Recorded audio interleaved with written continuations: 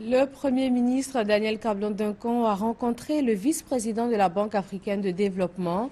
Les deux hommes ont parlé de l'appui que la banque pourrait apporter pour la réalisation des projets de l'État ivoirien. Hervé Blé. L'engagement de la Banque mondiale à soutenir le développement de la Côte d'Ivoire a été réaffirmé au cours de cette audience.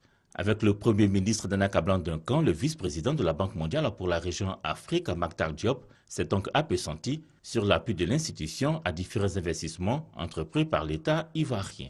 Nous avons discuté d'un certain nombre de priorités que le gouvernement a dans ce qui concerne l'assainissement de la ville et des villes secondaires. Nous allons appuyer le gouvernement dans la mise en œuvre de son programme d'assainissement. Nous avons discuté également de comment accompagner le gouvernement dans son programme ambitieux d'investissement dans le secteur des infrastructures. Nous avons parlé des différents instruments que la Banque mondiale a. Nous voulons aider la Côte d'Ivoire à accéder de manière encore plus facile au guichet des ressources non concessionnelles qui permettront justement de financer ces projets d'investissement importants. Nous avons également parlé du secteur de l'énergie. Le gouvernement a un programme ambitieux d'augmentation, de doubler la production énergétique d'ici 2020. Et il s'agira pour nous d'aider le gouvernement dans le secteur de l'hydroélectricité et d'autres formes d'énergie.